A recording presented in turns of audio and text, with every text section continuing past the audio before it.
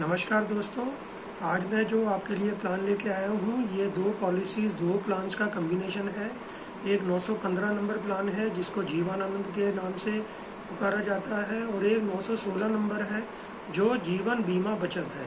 दोनों ही LIC के premiere plan हैं, क्योंकि LIC का स्लोगन जैसा कि आप जानते ही हैं, जीवन के साथ भी और जीवन के बाद भी। तो जीवनानंद उस पॉलिसी को बिल्कुल सार्थक करती है, LIC के उस स्लोगन को बिल्कुल परिपूर्ण करती है, क्योंकि इस पॉलिसी के अंदर जब तक आपका प्लान चल रहा है तब तक आपके सम एश्योर्ड चलते हैं, और प्लान ख़त्म हो जाने के बाद भी बिना प्रीमियम के आपका सम एश्योर्ड चलता रहता है। और 99 ईयर्स तक भी अगर आप जीवित रहते हैं तो ये आपको पैसा पूरा वापस मिलता है। तो इस प्लान में 2 बार मैच्योरिटी होती है। एक बार तो जो आपका टर्म का प्लान है उसके ऊपर आपको मैच्योरिटी मिलती है, और एक 99 ईयर्स या उससे पहले जब भी बीमा धारक की मृत्यु होती है उसके नॉमिनी को वो पैसा मिल जाता है। अब कई लोग ऐसा पूछते हैं कि हम रेगुलर प्रीमियम नहीं दे सकते, हम थोड़ा सा ज़्यादा प्रीमियम दे सकते हैं, लेकिन हम 3-4 साल ही प्रीमियम दे सकते हैं, उसके बाद हमें ज़्यादा प्रीमियम नहीं देना है। तो इसके लिए मैंने 2 प्लान्स का कम्बिनेशन बनाया है। मैं इस प्लान के कम्बिनेशंस को आपके साथ साझा कर रहा हूँ, आप इनको समझें ये किस तरह काम करेगा। तो अगर 21 साल का कोई व्यक्ति है, उसको मैंने ये 15-15 साल के लिए 3 बार बीमा बचत, जिसका कि प्लान नंबर 916 है, एज 21 ली है और टर्म 15 साल लिया है। 21 साल की उम्र में जब वो 2 लाख रुपए के लिए बीमा बचत सम एश्योर्ड के लिए ऑप्ट करेंगे तो उनको 1,56,538 रुपये देने होंगे, जिसका ब्रेकअप अगर आपको बताऊं तो 149,797 तो बेसिक प्रीमियम है, और 6,741 उनका 4.5% GST है। इन दोनों को मिलाते हैं तो 156,538 हो जाता है। नेक्स्ट ईयर उनको मैं फिर कहता हूं कि वो 2 लाख रुपए का एक बीमा बचत और लें, जिसके अंदर उनका प्रीमियम जाएगा 1,56,559, जिसका ब्रेकअप है 149,817 प्लस 6,742 उनका 4.5% GST है। फिर उसके बाद अगले साल वो फिर 2 लाख के लिए बीमा बचत के लिए ऑप्ट करेंगे। उस समय उनकी एज 23 ईयर्स हो चुकी होगी, और उनका प्रीमियम जाएगा 156,589, और प्रीमियम का ब्रेकअप रहेगा 149,846 बेसिक प्रीमियम और 6,743 रुपये GST का उनको देना होगा। अब क्या होगा कि जब ये 3 प्लान आपने एक साथ ले लिए, इसके साथ मैं एक चीज़ और आपको ऐड करता हूँ कि आप 30,000 रुपये के आसपास अप्रॉक्सीमेट प्रीमियम आता है जीवनानंद का, जो कि 18 साल का आपका प्लान रहेगा, और उसके अंदर आपको जो प्रीमियम देने हैं, पहले साल आपको देना होगा 29,582, जिसका ब्रेकअप है 28,308 रुपीज़ बेसिक और 1,274 रुपये फर्स्ट ईयर उसके अंदर आपका GST जाएगा। और उसके बाद अगले 17 सालों के लिए 28,945, जिसका ब्रेकअप है 28,308 प्लस 637 रुपये GST का जाता है। ये प्लान मैंने 21 साल की उम्र में 18 साल का टर्म लिया है, और इसमें सम एश्योर्ड 4,50,000 लिया है। अब इस प्लान, दोनों प्लान का वर्किंग कैसे होगी। पहले 3 साल आपने, पहले साल 1,56,538 प्लस 29,582 रुपये देने हैं। दूसरे साल आप 1,56,559 प्लस 28,945 रुपीज़ देंगे, और थर्ड ईयर 156,589 प्लस 28,945 रुपीज़ देंगे। तीनों का जो आपका टोटल मिला के आपका जो प्रीमियम जाएगा पहले 3 सालों में 5,57,158 रुपये जाएगा।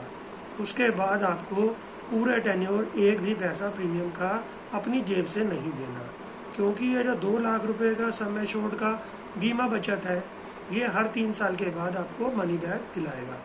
अब जो आपने पहले साल अपना 2 लाख रुपए का बीमा बचत दिया है, ये आपको हर चौथे, 7वें, 10वें, 13वें और लास्ट में उसकी मैच्योरिटी आ जाएगी।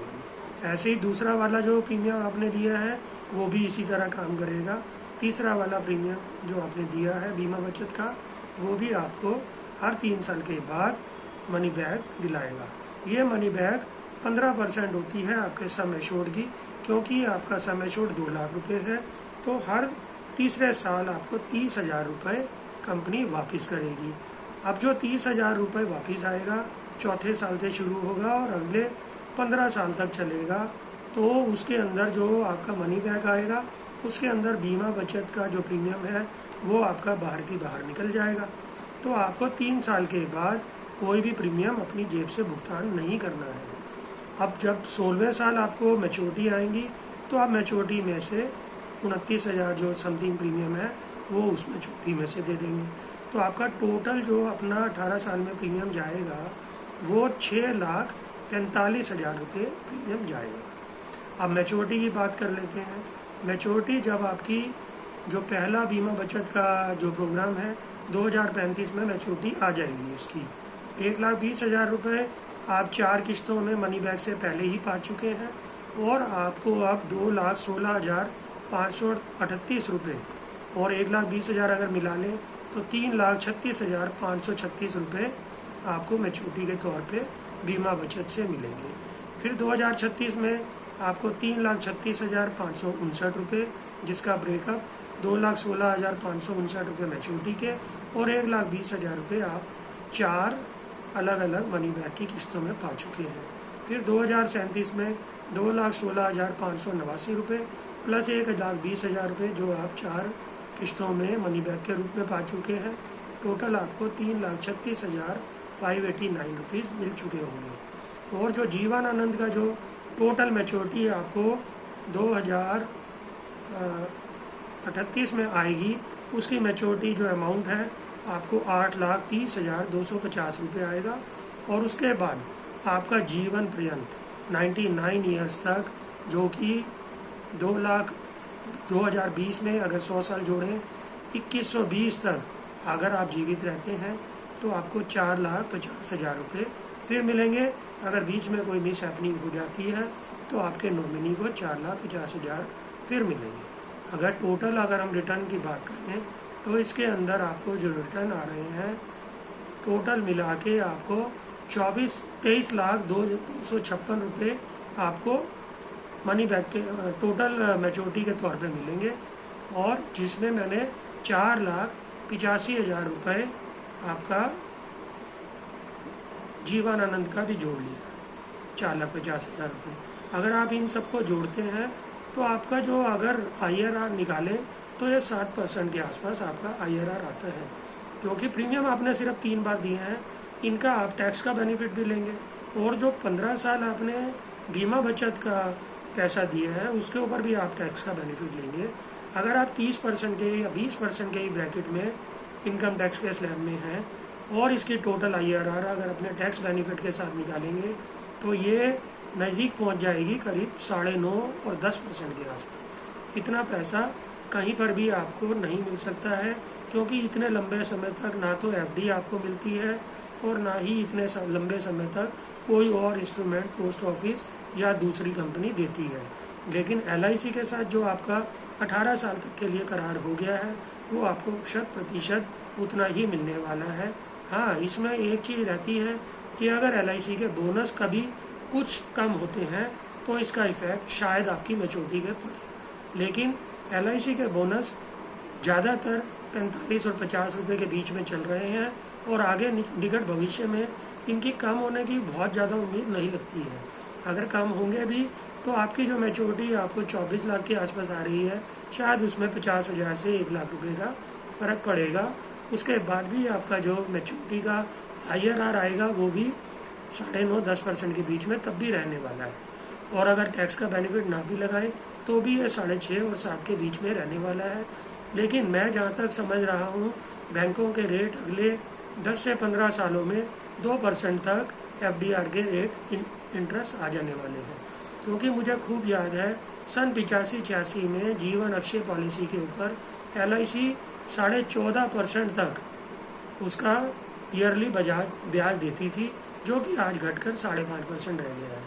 उस समय बैंकों के ब्याज भी 15-16% चला करते थे, लेकिन आज बैंकों के ब्याज 5.5% पे आके टिक गए हैं। और अगर सेविंग बैंक में आपका है पैसा तो शायद उसके ऊपर 3%, 3.5% ही ब्याज रह गया है। और जो LIC या जीवन बीमा के प्रोडक्ट होते हैं उसके अंदर हम ब्याज की कैलकुलेशन ना करें तो अच्छा है, क्योंकि जीवन बीमा के अंदर आपको सम एश्योर्ड पहले दिन से चालू हो जाता है। इन केस अगर किसी व्यक्ति ने 4,50,000 रुपये का ही बीमा लिया है और उसकी भगवान ना करे किसी हादसे के अंदर मृत्यु हो जाती है तो उसको एक ही प्रीमियम देने के बाद भी कंपनी पूरा 4,50,000 देगी, जबकि बैंक उसको उतना ही पैसा देगा जो कि उसने पैसा जमा कराया है।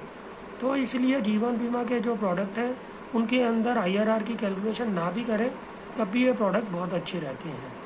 इन जानकारियों में अगर आपको कहीं पर भी कुछ डाउट हो आप कमेंट बॉक्स में आकर मुझसे पूछ सकते हैं। मैं कोशिश करूँगा उसका प्रत्युत्तर आपको जल्दी से जल्दी दूँ। चैनल को सब्सक्राइब कर लें, क्योंकि इंश्योरेंस की बहुत सारे वीडियोस हम आपको देते रहते हैं, उससे आपकी जानकारी में इजाफा होता है। और अगर आपको अच्छा लगे तो आप इन प्रोडक्ट को खरीद भी सकते हैं। आपका व्यूज़ हमारे लिए महत्वपूर्ण है। इस वीडियो को आप अपने रिलेटिव्स और फ्रेंड्स के साथ शेयर कर सकते हैं और कमेंट्स में जाके इस वीडियो के बारे में अपने कमेंट्स भी दे सकते हैं। धन्यवाद। आपका दिन शुभ हो। अगली वीडियो बहुत ही जल्दी हम आपके समक्ष प्रस्तुत करेंगे। हो सकता है कि कल या 1-2 दिन में ये वीडियो आपके पास आ जाएगी, क्योंकि आपने चैनल को सब्सक्राइब कर लिया है तो ये सबसे पहले आपके इनबॉक्स में आएगी और सबसे पहले आप इसको देख पाएंगे। धन्यवाद। आपका दिन शुभ हो।